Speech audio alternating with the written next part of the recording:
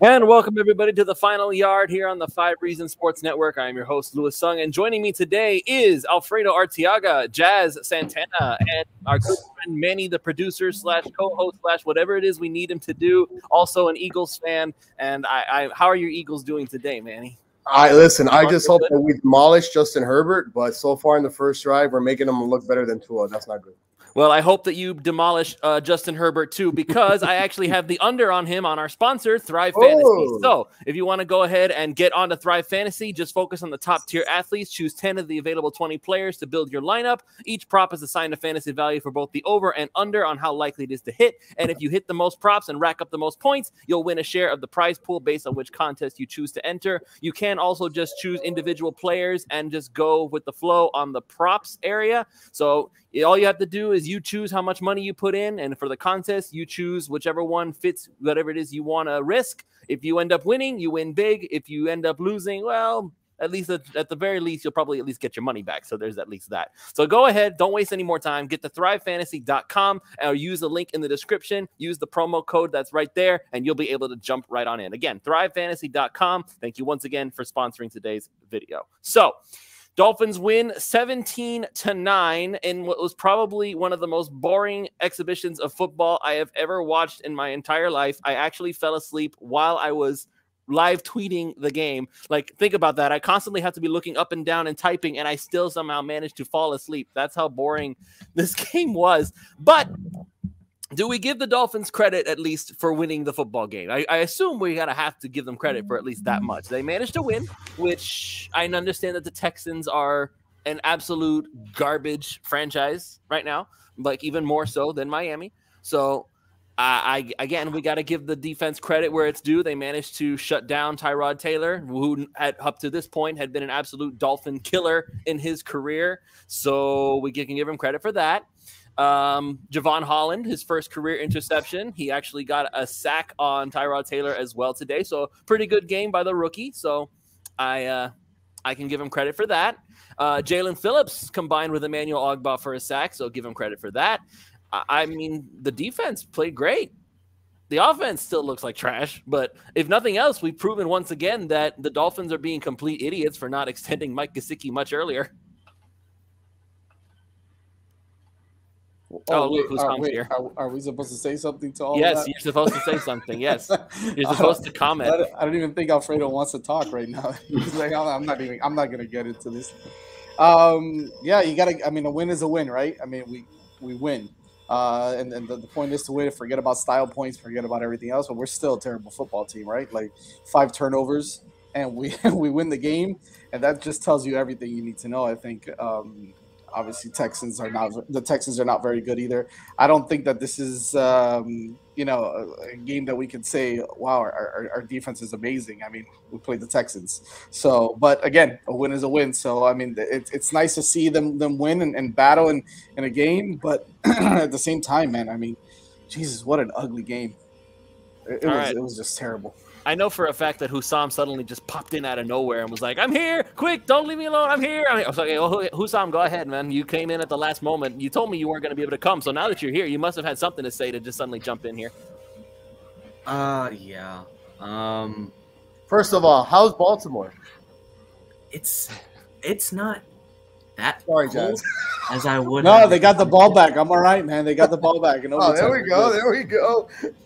It's not as cold where I'm at. We're at the 50s right now, but just getting a little feeler of how what the weather the Dolphins have to play in this upcoming Thursday, and whether Tua plays against the Ravens. I do think that in a game like today, it would have been an easy win for the Dolphins. I mean, I think Tua might have thrown a pick or two, maybe, but not as ugly as Jacoby's. Just the way the route spacing was again. How the offensive line played. It was just atrocious against a terrible, terrible Texans defensive front. They couldn't even run the ball that well either. I mean, it's just an ugly game in the trenches for the offense. And I just don't know how they'll be able to fix this in season or even fix it at all. Like, they're going to have to look at free agents and people throughout the draft this offseason. Like, right there, they won, but it feels like a loss. All right, I'm going to now take it over to the godfather of 5 Reasons Sports on the Dolphins side of things. Alfredo Arteaga, you, between all of us, have the most football knowledge, I would say. Go ahead and explain what we just witnessed on the field today. Well, they won, and to be honest with you, it doesn't feel like a loss. You know why? Because at the end of the day, they won. I like their defensive performance. Okay, Alf stole an. It was against the Texans, Alf. It was against the Texans. I don't care. I don't care if it's against Bishop Sycamore. It's a W. It goes in the standings as a win. You know what's even worse? The Jaguars beat the Bills 6-9. Yeah, you see, it's just the NFL is really weird today. Guys, that's why they say any given Sunday. Haven't we learned this already? Like, how many years have we watched football and known this? And I'm gonna give the Cowboys. By the way, we stopped the Chargers on 4th and goal. Hey, here we go. Hey. Who's we? Oh, yeah. The Eagles. Because the Eagles. Welcome to the final yard where we talk about the Eagles and the Ravens. By the way, listen, I'm here to make sure that Justin Herbert does not get any props today. Okay. Thank you for that. My all brother's right, Alfredo, also an Eagles fan. It's all you. Everybody shush. The Godfather is speaking. Oh, sorry. Yeah. By the way, the Minnesota Vikings are the best bad team in the history of the NFL. That is a fact. Okay, they do they do Dolphin like dumb crap during games, but they have so much talent and they get into all these games, and I don't know, like that's a team. If there's a team that needs to fire like everybody, that's one team. They have way too much talent. All right, to be playing the way they're playing. Jose Lucas, sorry if I got to cut you off again. Jose Lucas, $5 on the super chat. Thank you very much. I told y'all we're winning the Super Bowl. The winning streak spins up. Listen, I appreciate your ever-ending optimism. I really 10-6, man. Yeah, 10-7. Yeah, this is mission 10-7, right? Like we're winning out from here. Yeah, I'm gonna give them a lot of credit, and I'm gonna tell you why. Okay, I'm gonna give them a ton of credit today. First of all, it was a mental health win. They needed this one. Okay. Second of all, they beat an NFL team with half a squad because their offense was actively working for the Houston Texans today. This Dolphin offense is easily the worst Dolphin offense, and it has 2 really good players in Jalen Waddle and Mike Gesicki. It's easily the worst Dolphin offense I've ever seen when Jacoby Brissett plays. When Tua plays, it's just mediocre, at best. But they put the Texans in position to score so many points today, and the defense held up time and time again. They made play after play after play, and no matter how you slice it, it is Tyrod Taylor who absolutely owns them. Brandon Cooks was completely shut down. Their running backs, who I actually like, and I wanted the Dolphins to trade for one of them, they all, I like them. I like them as well. Nico Collins is a really nice player. So they had the offense. The Texans had enough offense to win this game, but the defense actually held up and won the game for the team. And it really was one unit, because even special teams, they had the nice punt at the end of the game, but Javon Holland fumbling on your own end, giving a first and what was it? It was 1st and 10 at the 22, 24 for the Texans when the game was pretty much in doubt.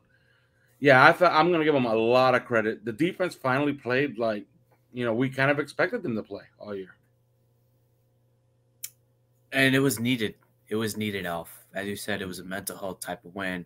It's something that they'll try to get back into their groove. I mean, Jalen Phillips, Emmanuel Ogbah, Javon Holland, Brandon Jones, they were swarming all over the ball. The pressures were crazy. I mean, this is something you saw what they did against the Chargers, what they tried to do against the Cardinals.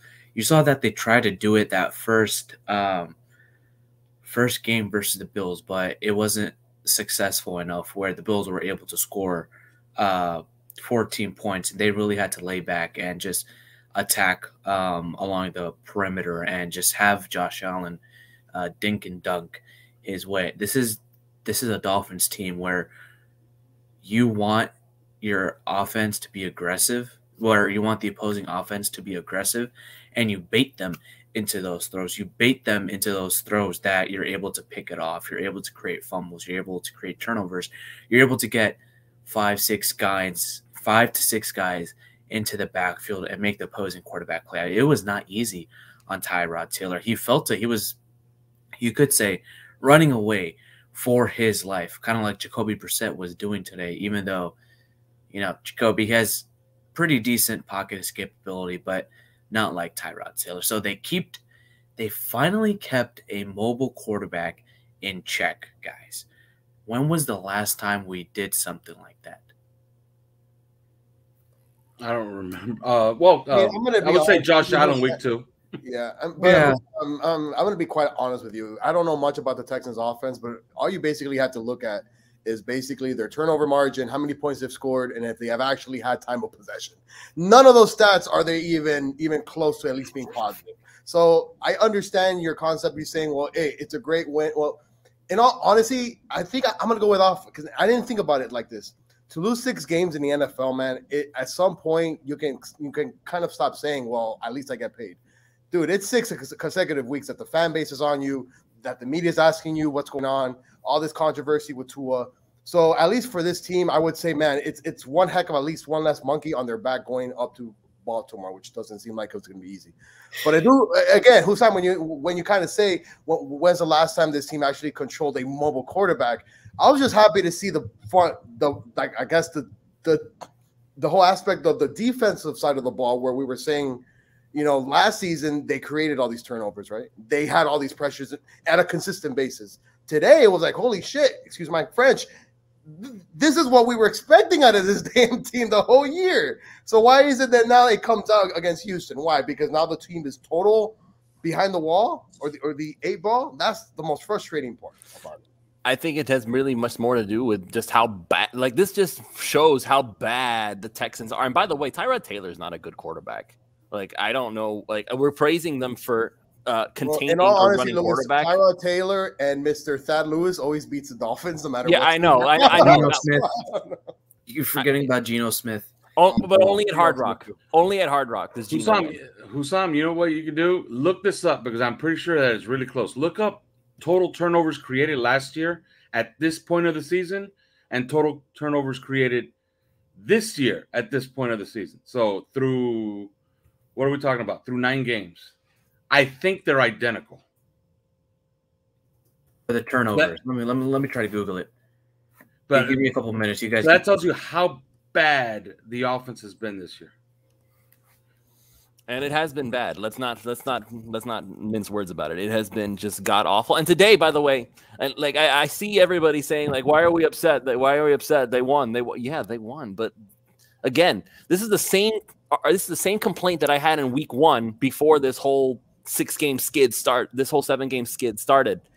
There was no sense of they were ever really fully in control. Like, even at the last moments of the game, you were still holding your breath, waiting, like, is this the moment where the meltdown happens? Is this the moment where it all just blows up in your face? That is the kind of game that I've been waiting for these Dolphins to put together for the longest time. Go ahead, Hussam. Through 9 games in 2020, the Miami Dolphins collected 15 turnovers. Through 9 games, these 2021 Dolphins collected 2, 4, 5, 6, 7, 9 turnovers. Well, actually 9, so 10, 11, 12, I believe 12 to 13. Did they get 4 turnovers today or 3? 5 today. Oh, it's so around the same. Around the same mouth. There you have it. So the defense actually is. I'm going to tweet it out. The defense has. So I think we're getting a little evidence that this team is playing with half a football team. And yes, the defense has terrible numbers, and their third down numbers are nowhere near as good as they should be if they want to be a good team. But man, playing defense with this offense is impossible. That's a reflection of how bad the offense is, right? Yeah, that's what it is. You said it today, and this is what I'll agree with you about today is, and it's, everybody says it. Well, if you put the defenses in bad positions enough, they're going to end up screwing up, right? They're going to get tired. They're going to, not make a play. They're going to give up a big play if you put them in that position enough. And today they didn't do that, right? They bended a little bit because the offense continuously made mistakes, and they turned the ball over 5 times as well. So they put them in positions where to fail. And the defense came through regardless of who was on the other end, right? So it could have been the Texans, it could have been the Packers. It doesn't matter. What they did today was what they're supposed to do. This is the NFL, right? It's not college football either. So anybody can score at any time because it's big boy football. So you got to give it to them for that. Did Miami get any turnovers from the Bills last week? I'm not sure. Because it could be more compared to last season. I'll look it up. I'm pretty sure I have it here. 3, 4, 5. I thought Justin Tucker missed that field goal. I thought it hit the post. All right, so I'm going to go ahead and we got to talk about this because, quite honestly, it's one of the only real things we have to talk about. The Tua Tagovailoa stuff. Okay, so we saw Tua. He was throwing the football. It was full uniform. He was warming up with the rest of the team, and ultimately the decision was made that Jacoby Brissett would start. And Flores is actually talking about this. The quote I'm reading it off of Joe Shad's tweet, is that Tua got hurt last week. He was limited. He's tough. He tried to go. It really just became more of how far could he throw the ball. We would have had to change some things offensively. Okay, so first of all, number one, what things would you have had to change offensively exactly, considering the routes that you're constantly running with Tua at quarterback? Because they always throw the ball short anyway. Not that we want them to, but that's just kind of how the offense seems to function. Every once in a while. So are you saying that Tua couldn't even throw the intermediate 15-yard routes? Is that what he's talking about? Because if he was healthy enough to back up Jacoby, I don't see why you can't let him start. I really don't. This was probably the easiest game that Tua possibly could have played all season long. This would have been the easiest win to get under Tua's belt, a chance to basically get his confidence, get him an idea of, okay, so I can get this, I can cut my teeth on this team because they're absolute garbage. I can basically use this as a scrimmage, if nothing else, so that when I show up in Baltimore, which is coming up next, like now we're going to take away the easy game that would have been for Tua, and then we're going to go ahead and throw him in against the Baltimore Ravens, who are notorious for absolutely destroying Miami in every way, shape, and form. Well, I'm going to tell you. I'm going to tell you one thing right now. Texans suck. You know who also sucks? Who? Ravens defense this year is absolute garbage. It does. They're absolute garbage. So this is actually a soft spot. The problem is, can they keep up with the Raven offense and their running game? If they start running the ball effectively against the Dolphin defense, they're probably just going to score too many points, and the Dolphins just can't keep up. They're going to have to play flawless, like no turnovers against the Ravens, and they'll be able to move the ball, I think, against them. Because not only are they bad, they're also injured. So, yeah. So it's actually 16 turnovers they have on this season compared to last year's 15. So they got more turnovers this year. One more. Well, there you go. And also, Sam, guess who they face on Thursday night? Another mobile quarterback. Now, if they do the same thing that they did tonight or today, Lamar Jackson and Tyrod Taylor, there's no comparison. Yeah, I'm just saying, if you kind of at least contain Lamar, right? Of course, he's gonna make plays, but also he's notorious knowing for pummeling the football. You get him rattled here and there. He's gonna throw into coverages. Like, there were about 4 or 5 throws that the Vikings I thought were there to make the play, and man, I think I've said it best. They just get beat up by stupid ways of not being able to get things their way. I don't know how they missed that. Hussam, you should tweet that out. Tweet out that stat. I did. You did? Yeah, and then follow it up with turnovers are not, they're random. That you can't replicate them. But Lovie Smith, Bill Belichick, and apparently Brian Flores have been doing it every single year they've been in the league. So now that's okay. I'll have everybody else figure it out. Make them do the mental math. But thank you guys for having me on. I will talk to you guys soon. Fins up. Everybody. All right. Thank you, Hussam, for your brief visit. All right. So here's what we need to talk about next. So do you agree with the decision to not let Tua play? Do you think that it was the best decision to throw Jacoby Brissett out there?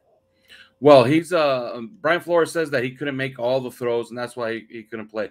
If the throws that he can make are all better than whatever Jacoby Brissett can do, and his ball handling is going to be better, and he's going to handle the team better. He's going to manage the game a lot better than Jacoby Brissett would. So I don't know. It's it's kind of apparent that this coaching staff is going to, I wouldn't say baby players, but they're very, very quick to deactivate players and put players on IR for apparently no reason. This Will Fuller injury is the strangest thing I've ever heard of in my life. Supposedly it's an index finger, okay? And you're going to be out 5 weeks. Devontae Parker is, finds a new injury after he plays. He looked fine to me running off the field and shaking everybody's hand in Buffalo. So, so something happened from on the plane ride back where all of a sudden now his shoulder and his hamstring is acting up. This team is very, very quick to do that. And earlier in the season when they put Tua on IR, Tua was essentially trying to, I guess, put it out there on the media. In my opinion, I think they put him on IR essentially to shut him up or to kind of tell him look, we're the ones who run who gets activated and who plays. We're not going to let you start leaking to the media that you could have played against the Raiders. Although he probably couldn't have played against the Raiders. But he was telling everybody who would listen, yeah, I'm starting against the Colts. Next thing you know, they put him on IR. So who knows if that's another one of these situations where he just looked at it and said, okay, you're not playing today. And that just goes, it just builds on the narrative once more. And it just makes that Deshaun Watson trade inevitable. We're essentially just counting down till they make that trade. It's just a fact at this point. Yeah, it's very obvious that the Dolphins have no interest in investing in Tua. They have no interest in letting him do anything. I said it, and everybody said it was a conspiracy. No, it's really not a conspiracy because when you look at it, just look at what the team is doing. Tua, and I said this out, and I put this out there. Tua played on one leg against LSU in college. He was banged up, bruised, and he still put together a clinic in that game. So you're trying to tell me that now because he has a finger hurt, going to Devontae Smith and Waddle and a heck of a start. And he's got Waddle and Gesicki against an awful Houston Texans. This would have been an easy game for him. This is, and we're talking this is the other difference about it. And Alfredo brought it up. The Dolphins, every time somebody even gets a little bruise on their leg, you're going on IR. You're not playing this week. You're not going to. Guys have to play hurt. There's no way ever that there's any going to be ever player that is 100%. Jason Taylor said it perfectly, is that in the NFL, you're never 100%. You are never 100% in the NFL. You're always going to be bruised. You're always going to be battered. You're always going to be beat up. You just got to play through it. And Tua has made it a point to say, I can play through this. Let me play. And the Dolphins just keep saying, nope, you're not going to play. We're going to throw Jacoby out there again. So it's baffling. I've noticed this for the past 3 regimes. Every time somebody gets hurt, they just will go to the next person. We don't need you. Yeah, and Kevin was asking in the comments my thoughts about Greg Cosell, what he said about Tua. I saw that he did some study, and Greg Cosell, he's one of the best there is, really. And he really, really likes what Tua has put on tape for the last 2 years. I don't know. I'm reading, his breakdown, and he actually kind of likes what Tua Tagovailoa has done the last 2 years. I thought he was a little bit too generous, I think, with his praise.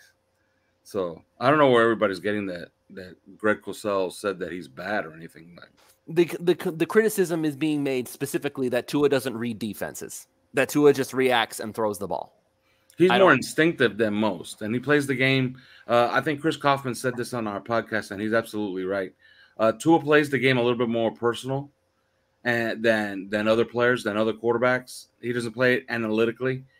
You know who also plays that way? Tom Brady plays that way. Some of the better quarterbacks play the game more personal, meaning it's more playground football, meaning if there's a bad corner and he's on your best wide receiver, that's where he's going, and he's gonna lock in. That's why you see sometimes that Tua actually starts getting into a rhythm with Devontae Parker, because I guess he seems to really enjoy Devontae Parker's catch radius, which is, his best, and Gesicki. So that's why you see that Tua sometimes starts, marrying one receiver over another. So yeah, I thought Cosell was a little bit, the praise is a little bit too thick. But now, availability is everything for a quarterback, for a center. Okay, Those two guys, you lose a center constantly, then your whole offense line is obviously going to be out of whack. You lose your quarterback every once in a while, like the Dolphins seem, and it doesn't matter what the coaches do. If the coaches are engineering these benchings, then it's on them. It doesn't matter. He's still unavailable, so that goes into the evaluation, and in my opinion, it hurts him. And in my opinion, it just means he's out. And come the offseason, they're trading for Deshaun Watson. Like I don't think there's a doubt about that anymore. The bottom line is that he, like you said, he's unavailable, whether he is hurt or not. Which obviously I tend to lean towards. Yeah, he's a little injury prone. He's always dinged up. He always has an issue. But he's getting his money. So do a million other NFL players. But there's got to be more to it than him just being dinged up and missing so many games. And I think that at the end of the day, that's an ownership thing, right? That's a coaching thing, GM thing, whatever you want to call it. It's the higher ups that I think fell in love with Deshaun Watson, and they're like, okay, that's it. I mean, this is what we don't care what happens now. So if you sit, if you don't sit, it doesn't really matter. It doesn't matter if you throw for 325 yards and a couple touchdowns. If you sprained your middle finger a little bit, or if you fractured a little bit, but you can still throw, whatever. We're still going to sit you because it really doesn't matter at the end of the day. And I think it's more on them than it is on Tua, because I think Tua could have played today. And a lot of people say that, we would have blown them out. I don't know if we would have blown them out. I don't think that was the case. Lewis doesn't think so. No. I agree. I don't think so either. I don't think so. I still think it's a pretty close game, but could they manufacture a couple more points? Yeah, sure. Yeah. With Tua, definitely with Tua in the lineup, but for me, he's not it, man. He's not it, and they are going to move on from him at the end of the season, and this is going to be a completely different team next year, if you ask me. I mean, they're going to keep some guys, obviously, but I just think it's going to be a completely different team. All right, so now here's the next question. With the absolutely disgusting thought of Deshaun Watson being the franchise face. Why are we talking about this, man? Because it's going to happen. That's why. Yeah, but let the tale just come to its fruition, man.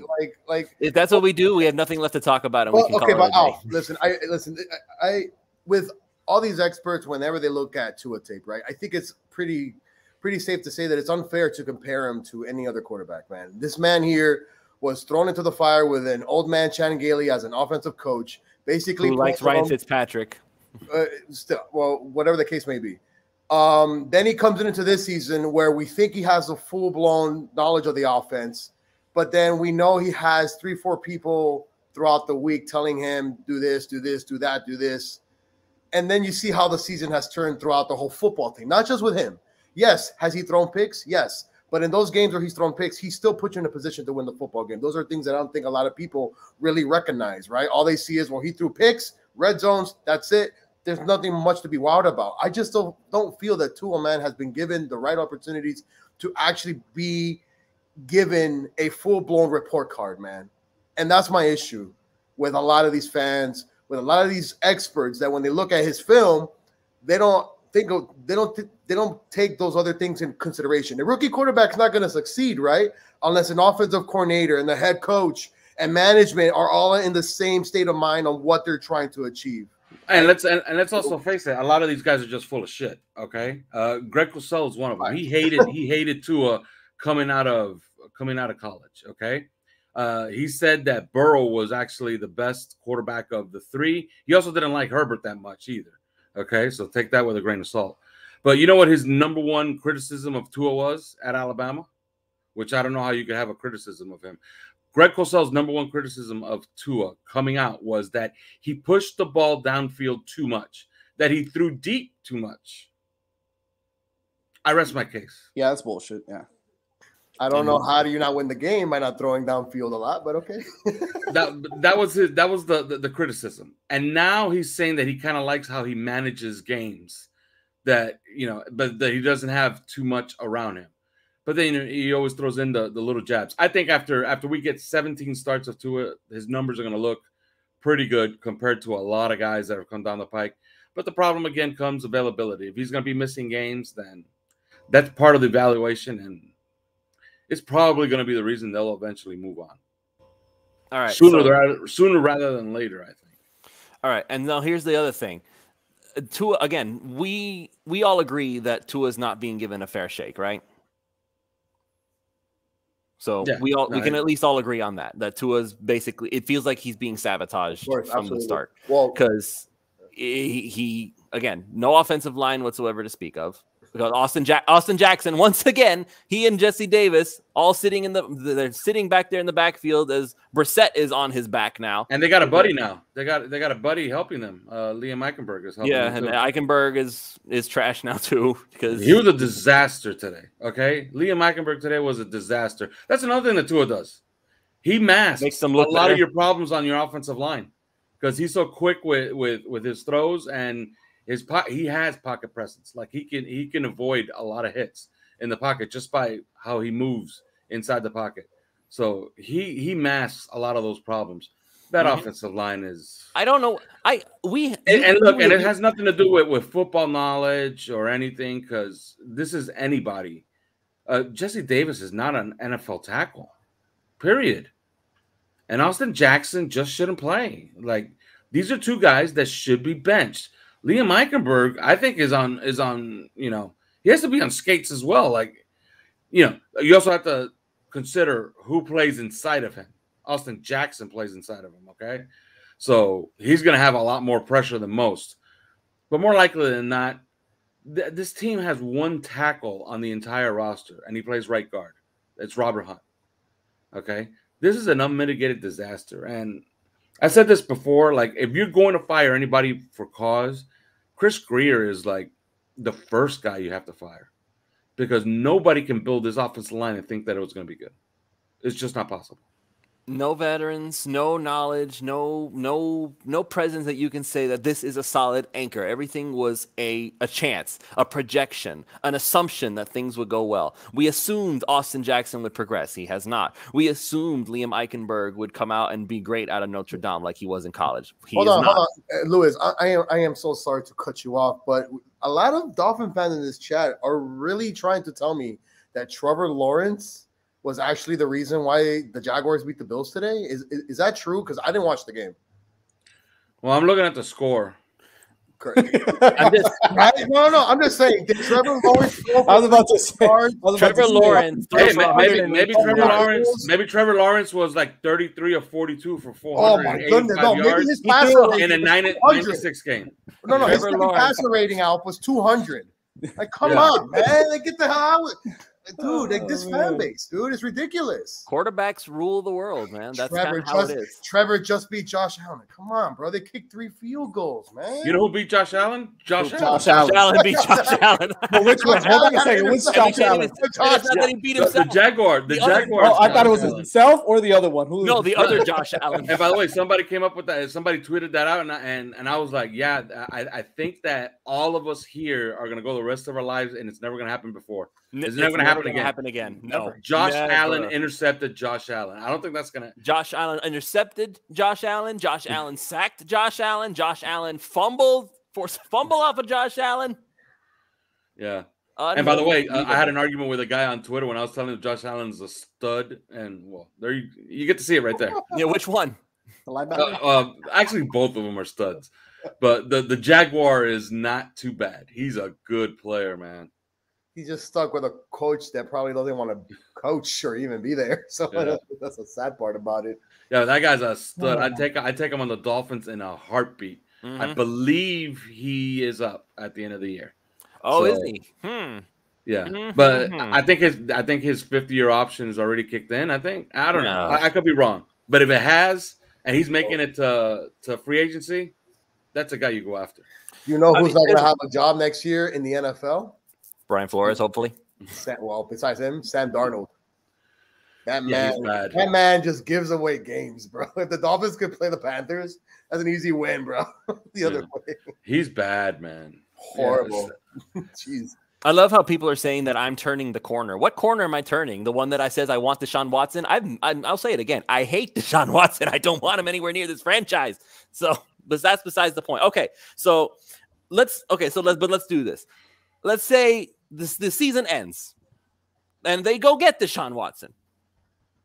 Do you trust this coaching staff and this GM to put a team around him to actually be successful? Do you trust that selling their souls for this morally ambiguous individual is going to work out in the end with these people? Well, it's going to be a 180-degree change in philosophy, and I've talked about this before. They get Deshaun Watson, they're no longer a draft and development team. They're going to go spend money. They're just going to go spend money, and they're just going to go buy people. Like, they need a left tackle. All right, who? Teron Armstead is out there. All right, here's $80 million. Now you're the left tackle. Like, that's what they're going to do. And they're just going to budget year to year, and they're going to give older guys short contracts. That's what they're going to do. You know? So then you're going to move. Like, it's going to be harder. Like, let me explain this to fans. It's going to be harder for you to have a disaster season like they're having now. But it's entirely possible you can have a bunch of like 8-8s, 9-8s. Now we're screwed, by the way, Alf. Now Ethan Skolnick has entered the show. Hello, Ethan. How are you? I just sat through this, so how do you think I feel? Let me step out somewhere else. Sleepy, bored, tired, want to go home? I mean, I handled the accounting for the network during the game, so some of you would be getting paid. Yeah, that's basically about it. I mean, I don't really know what to say about something like this, except that, I appreciate the Dolphins defensive players being excited about, putting in a reasonable effort here against a horrible team. But, when Jacoby Brissett's up there and he's saying we played well in all three phases, I nearly spit out my Coca-Cola.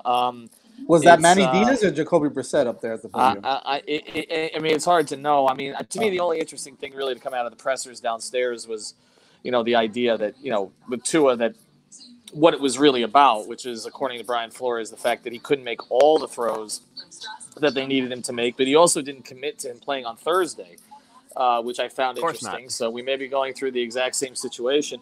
I just, look, I mean, they're just a bad offensive football team. I think any way you slice it at this point, there's no way to really sugarcoat this. I mean, they played probably the only team in the league, I guess maybe Detroit, that couldn't have beat them today with the way that they played. But I think you take some positives from the way Javon Holland played, for sure. I mean, obviously, with the big pick, but just generally, and Brandon Jones and some of the younger defensive players. But I mean, really, this is a forgettable game and a forgettable season, and that's pretty much what I took out of it.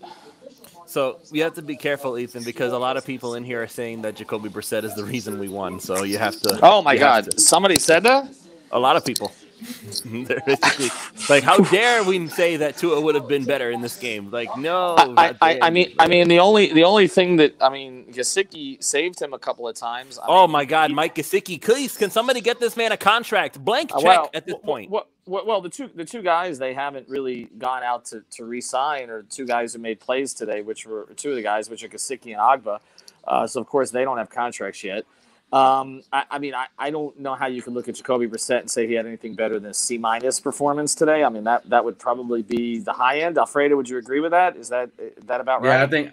Yeah, I would go F, because I thought the Dolphins, I gave the Dolphin defense a lot of credit because I thought that they played two offenses today, because the Dolphin offense was essentially setting up the Houston Texans to score points all day, and the defense actually stood up and didn't allow any. Yeah, well, here's the other thing, though. I mean, the organization should just be embarrassed of what they've done with the run game. I mean, I don't, and I'm sorry, the press conferences are coming in up here, but I don't. Look, I've never been a drafted guy on the running back in the first round guy, but I might change my opinion after seeing what's happened here for the past couple of years. I mean, I don't know how you've let basically 7 quality backs in the NFL slip through your hands in the past 2 drafts, and this is what you're presenting. You cannot run out of clock. You can't. I mean, essentially, they just escaped because the Texans are awful. Just one of the worst football teams I've ever seen. That Ryan Clark tweet is perfect. Like, this set football back 25 years today. Yeah. This was brutal to be here, and a lot of people weren't, okay? Because that's as empty as I've seen the stadium since probably, I would say, maybe the last 2 games under Adam Gase, when there were a lot of sort of people protesting by not showing up. There was nobody here. I mean, I literally, the only thing worse in a Stephen Ross stadium than his football team is his parking, and I still managed to park in a reasonable amount of time today because there was just nobody here. I parked right close to the stadium. It's as simple as this, Ethan. I don't know how you spin it. I just don't know how you spin it. It's as simple as this. $150 Dolphin tickets now cost $58. Yeah. Okay. $58 Heat tickets now cost $110. No, because people want to be entertained. I mean, it's just that simple. I mean, they want to know you have a chance to win, and you knew today that even if they won, you weren't going to be entertained, right? Like, when is the last time this franchise entertained anybody? So look, yeah, the no traffic is a big W. Yeah, 4 games of J&J, right? Like, that's basically what they got. I'm happy for the players that they won. It's always, better, that they got to experience that. Gesicki spoke to it a little bit, that it was nice to have a positive locker room, and I get it. But this doesn't color any of the other stuff. Like, offensively, I mean, your offensive line is still trash. Your quarterback situation is still a mess. You still don't have a running back who should be a top 2 running back on any team in the league. And I'm sorry, Jacoby Brissett, I wouldn't bring him back as a backup next year. Would you? I mean, really? Absolutely not. Absolutely not. That sounds like half of these players on this team probably won't be back next year, which is the whole point. And hopefully not the coaches either. Okay, so I'm going to go here, and I'm going to say this again. I think, and I said this on Twitter, and I believe it. I believe that one day, Brian Flores will be a very good head coach because he does have some traits that are desirable. But the same thing that killed Adam Gase is the same thing that's killing Brian Flores. It's his ego, it's his arrogance, it's his assumption that he can just take care of everything all on his own, and he doesn't matter who his assistants are. It doesn't matter who his players are. He'll be able to make some, and he's wrong, man. He's wrong. You cannot assume that. And I think somebody has to ask the question, and it's a hard. I saw that Omar Kelly is no longer an ally to Jesse Davis anymore. But somebody has to ask the question. I was hoping he would write the biography, actually, but that's okay. You don't have to be an all-22 guru or no offensive line play to just ask the question, what do you see in Jesse Davis at right tackle? Because the only veteran leadership on this team. Wow. Which is a joke. And by the way, thank you, Jacob Michelle, for chiming in on that. It's true, though. At least on the offensive line, it's true. Like, there's not at this point, that's it. Like, any other football team would take Austin Jackson and Jesse Davis and put them on the bench on Thursday. Any other football team. Like, there's nothing left to talk about. With like, you have, think about this, Elf. You had, not only did you have Austin Reeder, who's showing to be a good center, but you also had Greg Mance, who can play guard, and he was decent. And instead of putting Mance out there, you threw Austin Jackson out there again. Yeah, but Lewis, this is what it's about, and then I'm going to go because it's too loud here, and I don't want to ruin your show. But like, to me, I can't hear. They don't want to admit mistakes at this point. That's really what the issue is. And there it is. Yes, the hubris. I'm invincible. You're continuing to play Jesse Davis because he's the only veteran guy that you kept, and you're continuing to play Austin Jackson because you drafted him in the first round when he was a project. I mean, really, it's as simple as that, right? I mean, there can't be another reason. there just can't be another reason. And the running back situation, I mean, they don't have anywhere else to go, but we're going to get to this on Thursday. Baltimore lost its top 3 backs, right? Top 3 backs. They picked up 3 guys off the street, all of whom had NFL experience. Freeman, all of whom had NFL experience, right? And they performed better. You don't have to draft a guy in the first round, but you have to put better players on your roster, like than Malcolm Brown earlier this season, or than some of the others who've been here. They don't want to use Ahmed, so why is he there? And Gaskin, they don't trust him to do anything. And again, and he hasn't really proven that wrong this year.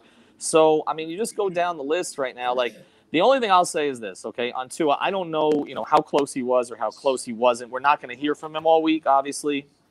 I don't think. Maybe on Wednesday, possibly, but probably not because it's the day before a game. But the thing about it is that regardless of what the situation is with him, I guess we've got to be consistent. I've been sort of banging on the wide receiver room because none of these guys can get on the field, right? Williams, Parker, Fuller. I mean, I'm a Tua guy, but at some point he's got to get on the field, right? I mean, or you're going to have to be playing guys like Jacoby Brissett. So, I'm turning a little bit here too. But again, I don't know how close he was and if Flores just saying he couldn't make all the throws we wanted him or needed him to make. That's a bit of a judgment call, right? And that is a call that a coach can make. But that's not saying he was not physically capable of playing today, because if that was the case, they would have elevated someone. I don't even know who it is from the practice guy named Dolagala. I don't know. Well, isn't that part of the problem too? Okay, they didn't have anybody to elevate, but they would have elevated somebody else from the practice squad, and they didn't. So this was interminable. I don't even know. I mean, is there anybody who left the stadium today feeling like they had a good time? I mean, unless they were drunk. Listen, all the Dolphins fans who got together at Bo Campers last night, you saw the pictures everywhere. I'm sure they all had a great time. So yeah, I just saw Bo. The stadium experience is about sitting in the parking lot and grilling stuff, drinking beer. And I will say this: I went down there about halfway through the second quarter, and people were already waiting at the concessions at the stadium, which are great. Okay, I mean they did a beautiful job with the stadium. Okay, it's terrific, but like they should do something other than play football in it. But let's come up with something else, guys. Let's come up with something else they could do. I mean, they already do. They have concerts. They have the Panthers want to play hockey there. Can they get ice on the field? Let's do that. We got that'd be awesome. Let's do that. Because I don't want to watch another football game. In fact, I don't want to watch it so badly that I'm credentialed for Thursday and I'm flying to Los Angeles to watch Heat Clippers. Have a good day. And that was Ethan Skolnick, the head of 5 Reasons Sports, who has basically written off any future Dolphins talk on his part of the network. So, and that's how bad it's gotten, guys. Like, even when we win, nobody really wants to talk about this. Like, this is kind of how sad it's gotten. I saw some comments on Twitter. It's like I saw this, and this is basically the story of the season. Like, I should be thrilled for Javon Holland's interception, and I don't feel anything. I'm just numb. Think about that. Or even Jalen Phillips' success today. Yeah, Jalen Phillips had himself a game, but nobody really cares. It's all overlooked by the offense and how atrocious it looked. Yeah, because that's the problem. That's the problem. Because look, I did look at the defense. And I'm like, you know what? I liked some of these guys, and I'm thinking to myself, okay, like I could see where you can improve. Go get a middle linebacker. Go get another end. You know what I mean? Maybe some competition in the secondary. Like, you could see how they could get better. But you look at the offense and you're like, you know what? Get rid of all these guys and just keep Waddle and Gesicki, and that's it. And let's just start over. Yeah, blow the whole thing up. Yeah, Alf, I think it's clear, right? When the defense makes a stop or a turnover, I'm pretty sure they all like, listen, I want to sit down, but I'm sure a pick is coming or a turnover is going to happen. Like that has to. I'm just going to keep my helmet on because I know that's demoralizing, bro. Demoralizing is the right word, man. It's just demoralizing. Like you almost want to, you know what? Just go out for a walk after that. Like, you know, what are we doing? You know? Like, usually when you get a turnover, you're pretty excited. Okay, you're changing the tide of the game. Like, this is when you go get points. Hell, if you want to be conservative after a turnover, go ahead, be conservative.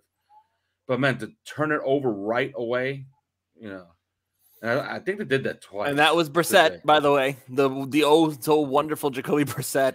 How can you be 6'5"? And by the way, this happens to Josh Allen as well. Okay, how can you be 6'5" and keep throwing it into the line? Like, how does that happen? I mean, Ryan Tannehill did it a lot when he was here too. So there's and he's 6'4". What is it with these guys? I don't get it. It makes no sense. Like, I keep trying to think, okay, well, maybe like, hey, Brock Osweiler 6'7". He did the same crap. So it's not even that. He led the league for like 3 years. Brock Osweiler. Oh, Jesus. Hey, Brock Osweiler, we will always have that Chicago Bear game, man. All right. I know that Jazz has to go. I know that Jazz has to go. Any final thoughts before you head out, Jazz? You know, again, here's the biggest thing for me. Tua will never be a really good quarterback here. He'll never be a really good in Miami. Yeah, Miami. I still believe if you put him in New Orleans, he'll ball. Here's my thing: if he's not available, he's not going to be good anywhere.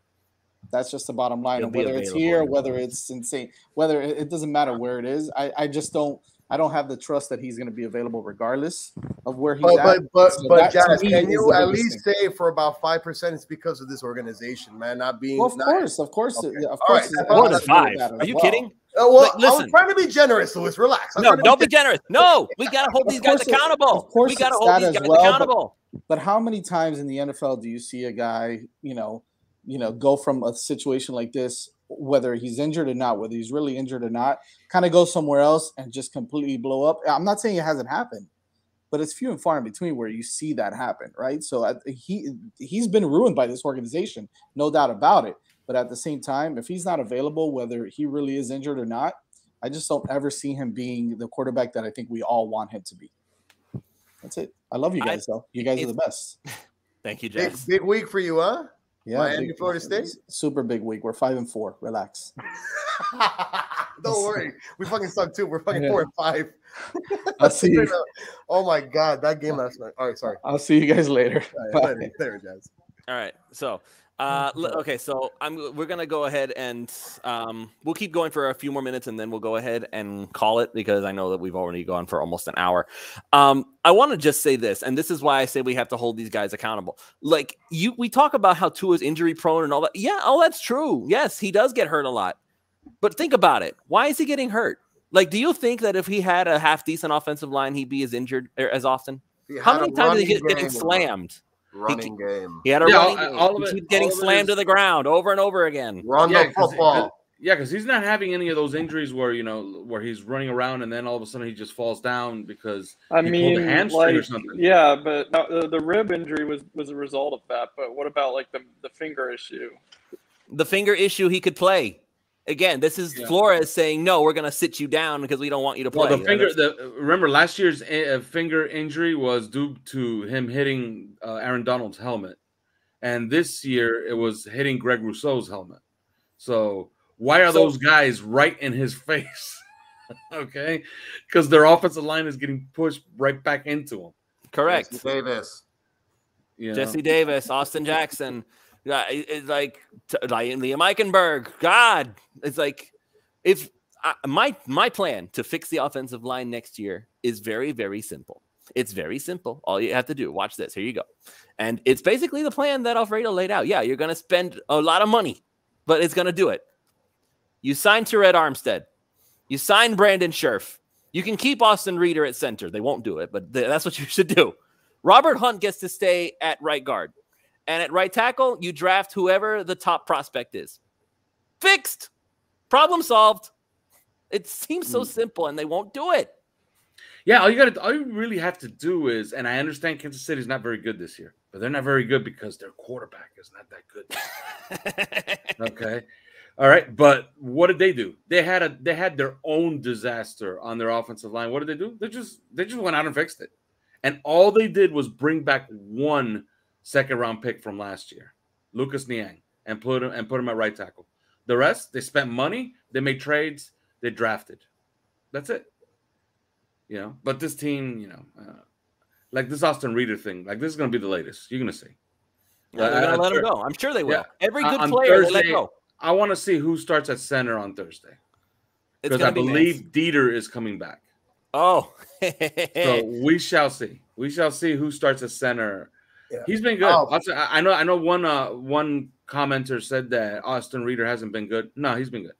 Oh, so you read this comment, right? Because our man here, Justin, throughout the whole show, and I give him credit for watching. He's been saying basically this whole thing the whole time. What is your answer onto this? Because I'm trying to figure out which way to respond. Because when I see what is the mentality? It says can't read a defense. Okay, so and my response to him in the chat was, well, if your offensive line was shit and you feel the pressure once in a while, shit, even when you're not getting pressured, you have that clock in your mind. Listen, in a couple of seconds, I'm gonna get hit because it's a common thing. Like, right? So then when I see Tua can't read a defense, no, he's also shell-shocked.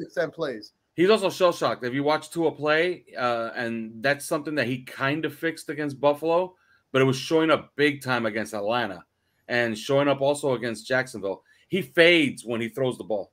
Like you see, he's like thinking he's going to get hit.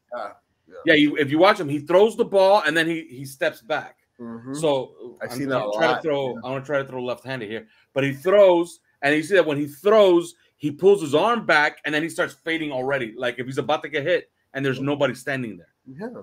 So he's completely shell-shocked. As far as reading defenses, most quarterbacks in the NFL can read defenses. Tua can read defenses. The problem comes that there's certain defenses that Tua has issues with, okay?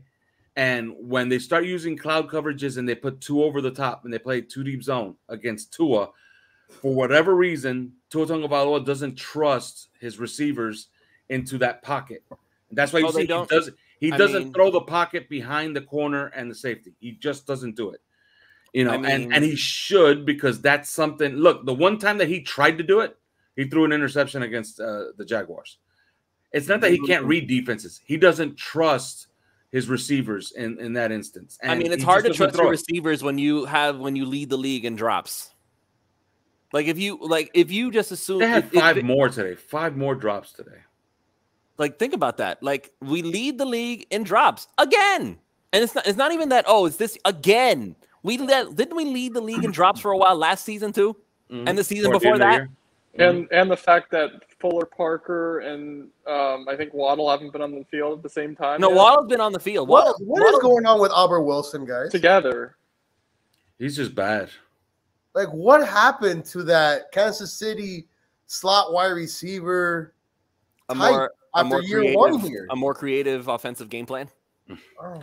I don't know. With Adam Gase, he had that monster game against the Bears, and he was productive until he got injured. It could just be as simple as that hip injury he took against the Lions that ended his career, and now he's just a bottom of the roster guy. He just can't play no more. No, once again, it shows you that training camp and preseason don't believe. Training camp is essentially useless. All you could do. You look at training camp if you wanna. You look. I do it too. Okay, I write about training because what else is there to do, right? So I'm gonna tell everybody, look, this guy looked good, that guy looked bad. Because people are interested in that type of thing, right? But next year, I'm telling you right now, I'm gonna keep writing all those things, and I'm gonna keep doing podcasts about who looks good and who looks bad in training camp. None of that matters. None of it. It's all nonsense. I'm not going to say it doesn't matter because then people aren't going to listen to the show. I'm not going to it doesn't matter. I'll just go watch the next episode of whatever Netflix show is on next year. Yeah. I think Cobra Kai comes out in December. I'll watch that instead. Yeah, but the Devontae Parker, Will Fuller thing, what a disaster. I knew Will Fuller was going to be a disaster. I knew he wasn't going to do anything. Yeah, Lewis, you got that on. Yeah. Okay. Yes. Listen, I don't get many. I don't get many wins. I don't get many wins. I'm going to brag about this one.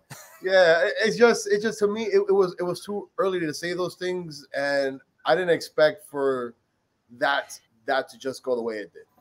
I'm shell shocked. But it was the injuries. The injuries are why I said it was not going to work because, like, you talk about being available. Fuller's never available ever. But he was coming off a season where he played every game because remember the only game that he missed was because of suspension, and also because he was juiced up. Here we go. But he was really good because he was juiced up.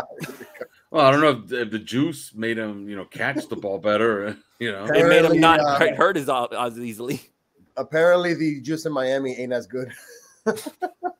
No, there is no juice in Miami. That's the problem. If we got juice low and brought OBJ with him, maybe we could fix the wide receiver. We're in week 9. We're in week 9, and Tua has yet to play a game with Will Fuller. Oh, listen, at the end of the day, the way I see it as not a Dolphins fan, but a person from the outside, is that if Tua had an offensive line in the running game, things would be different. That's just me. You can have all these wide receivers. Literally any other quarterback you threw out there, and that would be the case. Bro. But in any this other quarterback. But again, in this damn league, you need to be able to run the football and have a consistent offensive line. Look at all the damn Super Bowl teams that have won in the last decade or so. Well, tonight's going to be a really interesting game for a lot of different reasons because Ryan Tannehill plays tonight without Derrick Henry. Against the best defense in the league, the Rams. With Von Miller, by the way, who doesn't have to be 100% Von Miller, right? Yeah. It was good to know you got Aaron Donald over here just getting double teamed. Oh, great for me. By the way, the Broncos defense, when everybody thought that defense was going to be shell-shocked and losing a Hall of Famer and their leader. Yeah, like what happened? They murdered the Cowboys today. Like, what is that? Yeah. what happens when you actually prepare, Alf. You actually look at film and you actually exploit the other team's weakness. Something that, unfortunately, the Dolphins throughout the whole season, besides maybe today, besides offense. Yeah, let me say that I nailed that one. Because I wanted to hire Vic Fangio way back when Adam Gase was looking for a defensive coordinator and he hired Vance Joseph. Vic Fangio knows what he's doing. On defense. Problem is that you got to play two sides of the ball, and he has no idea what's going on offense. Okay, so here we'll end the show with this, just because I want something different to talk about. So let's say that Flores enjoy this one for 3 days, okay? Nope, can't do it. Can't do it. I can't even enjoy this one, man. I can't. It was so boring. I fell asleep, Manny. I fell asleep. Mike Gesicki looked good. What a shock. He'll be gone next year. Like, not going to extend him. Too expensive. Ugh. So what if the Dolphins win on Thursday? Are you going to feel the same way? If they win on Thursday, it'll the Ravens. I'll be happy. I'll be happy for about 5 minutes, and then I'll realize what a wasted opportunity this season was. Yeah. Oh, damn. Because if they could have just survived and not Falcons, what was it? Falcons, Jaguars, Raiders. Had they just won all of those games that they essentially had won, I'm not even giving them the Colts game. Just get those three. Then you're talking about a team that's in the driver's seat for guess what? The division. Because they would have 5 wins. They'd be a game back from Buffalo. But no, they beat the Ravens. It'll highlight what a disaster this season has been. Have you on 3 yards? Have you talked at all about the potential of the next regime, or are we just assuming that Flores and Greer are back?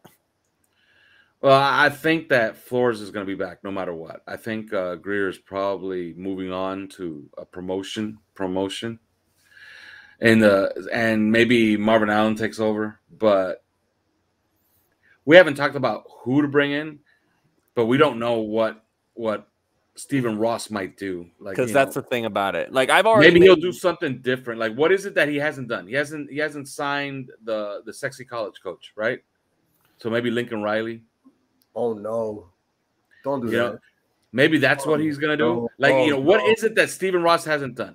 He's gotten a retread. He's gotten the hot offensive coordinator.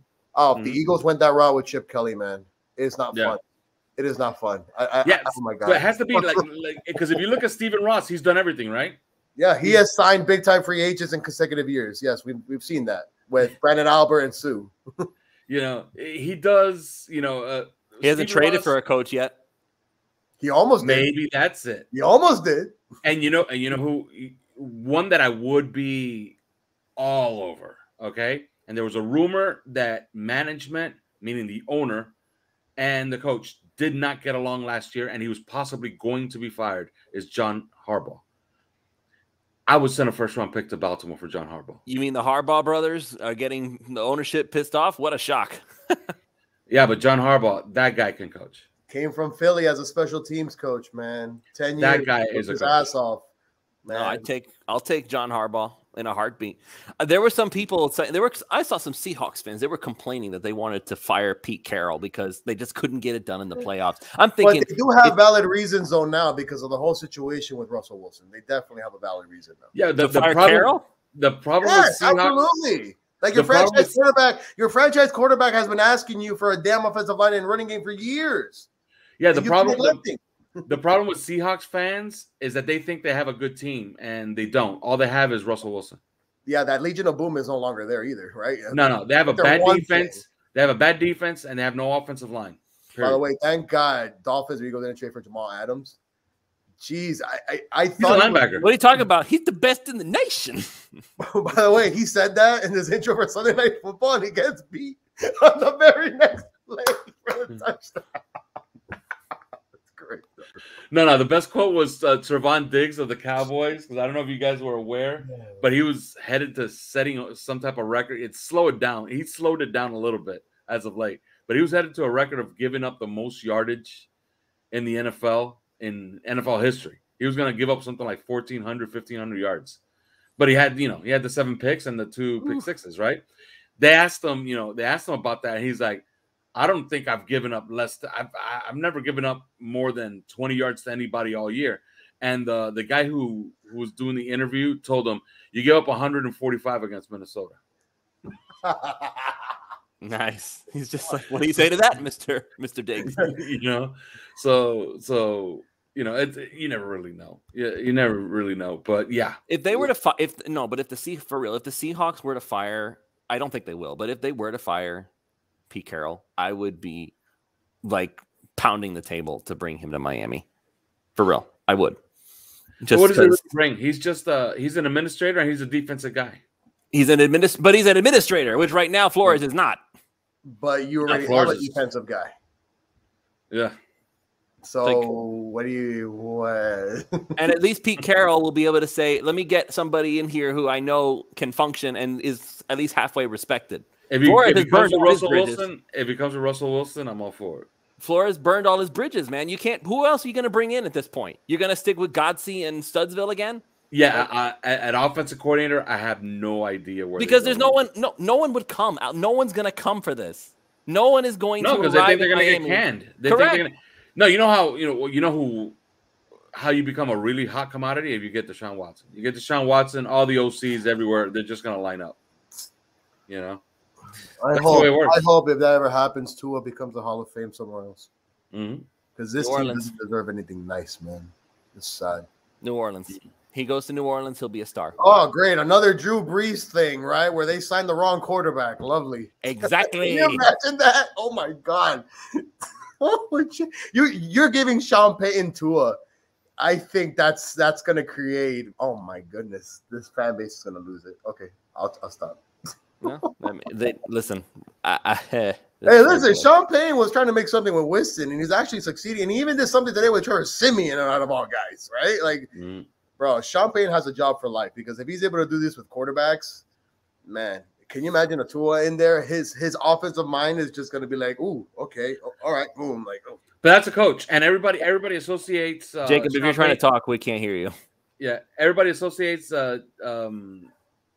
Sean Payton with like passing offense. That's not his MO. His MO has always been the running game and the offensive line. If you notice, he starts there every single year, and they work on it. Like they care about that part of the game. And then the pass offense just comes naturally to them, because everything else is good. So, I don't know. I mean, they have Alvin Kamara as their running back. If you really think about it, like it's crazy how much the running game, how much the running back has a huge effect on how well they play. Like we've been absolutely ignoring this for the past God knows how many years. And it's coming back to bite Miami. It really, really is. You can't assume Myles Gaskin. It's huge. When people say, because running back it's overrated. It's a dime a dozen. Yeah, that's reminiscing on the Reggie Bush days. Yeah, it's absolute nonsense. Okay, we because get our hands on Reggie Bush. when you run inside zone, like they seem to want to run a lot, or when they run an RPO, your running back, has to make decisions basically for the entire run. Like he's the one who makes all of the yardage because he has to read his blocks in front of him. These are not scripted run plays like they had under Chan Gailey, which I thought was the best part of what Chan Gailey had and what he brought here, which was his run game. Like Chan Gailey's run game, it kind of tells you now, right? Last year they had like an average run game. All you need to know, this year it's an absolute disaster. What changed? They took away Chan Gailey's playbook from last year. So if you're going to run this type of offense and this type of running game, you need a running back that can make yardage out of nothing, and they don't have that. Yeah. And any opportunities to get one kind of went out the window. They could have signed Aaron Jones. They didn't. They could have.